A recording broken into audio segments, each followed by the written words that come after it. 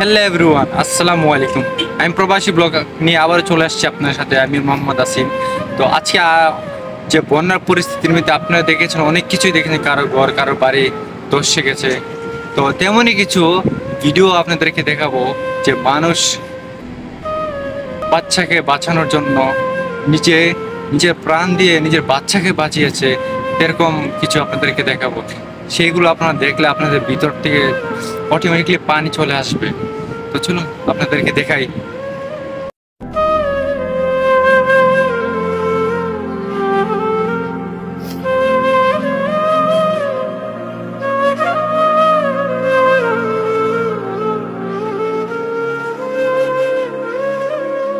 তো দেখলেনই তো, একটি ছোট্ট একটা বাচ্চা পানির মধ্যে হাবুডুবু কাচ্ছিল।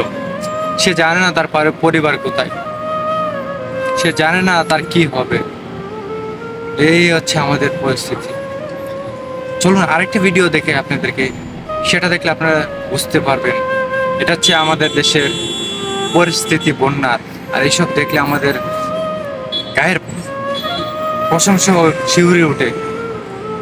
তো চলুন আপনাদের দেখাই আগে।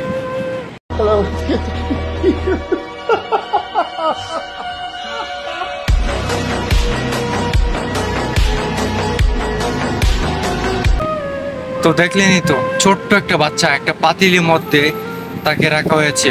সে জানে না তার পরিবার কোথায়, সে জানে না তার কি হবে, তার কি পরিস্থিতি হবে। কিন্তু তার পরিবার তাকে বাঁচানোর জন্য ছোট্ট একটা পাতিলের মধ্যে তাকে বাঁচিয়ে দিয়েছে।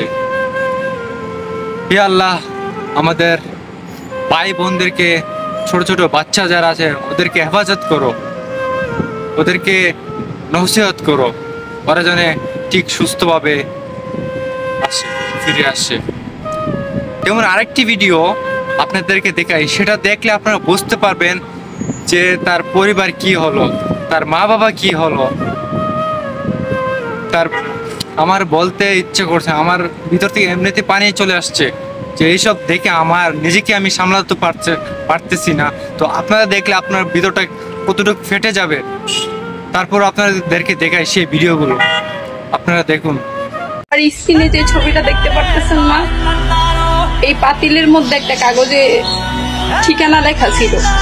সেই ঠিকানা অনুযায়ী সবাই যায় দেখতে পারে যে তার পরিবারের সবাই মারা গেছে, শুধু এই শিশুটি বেঁচে আছে, তারপরও আধমরা অবস্থায়।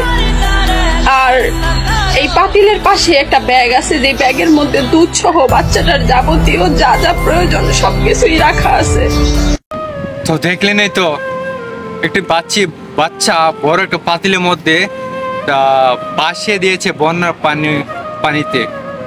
তার পরিবার জানে সে বাঁচবে না, তার জন্য, তার রক্ষার জন্য তার মা সন্তানের বাঁচানোর জন্য তার নিজের জীবন দিয়ে তার বাচ্চাকে রক্ষা করেছে। হ্যাঁ, সে দেখলেন তো, একটা ব্যাগ, পাশে একটা ব্যাগ ছিল, সেখানে ঠিকানা পর্যন্ত দেওয়া ছিল। সেই ঠিকানা অনুযায়ী যখন বাচ্চাটাকে রেস্কিউ টিম যখন রিসিভ করার পরে সেই ঠিকানায় যাওয়ার পরে বুঝতে পারে যে সেই পরিবার বেঁচে নেই। বন্যায় স্রোতে পুরো পরিবারই ধ্বংস হয়ে গেছে। তারা জানে, সে বাচ্চার মা জানে, বাবা মা জানে যে তারা বাঁচবে না। তার জন্য তারা সেই বাচ্চাটাকে বড় একটা পাতিলের মধ্যে রেখে তাকে নদীর স্রোতে ভাসিয়ে দিয়েছে। আল্লাহর রহমতে আমরা রেস্কিউ টিম যারা ছিল তারা বাচ্চাটাকে উদ্ধার করেছে। রেস্কিউ টিমকে আমরা জানাই সবসময় সম্মান দিয়ে, আমরা জানাই, স্যালুট জানাই। ওনাদের প্রতি আমাদের সবসময় ভালোবাসা ছিল, থাকবে। আর রেস্কিউ টিম যেভাবে কাজ করছে, ইনশাল্লাহ দেশে আর যতই পরিস্থিতি খারাপ হোক না কেন, ওরা সবসময় পাশে থাকবে, এটা আমরা চাই। তো আজকে এতটুকু পর্যন্ত। নতুন আরেকটি ভিডিও নিয়ে আপনাদের সাথে চলে আসবো। ততক্ষণ পর্যন্ত সবাই ভালো থাকুন, সুস্থ থাকুন। আল্লাহ হাফেজ।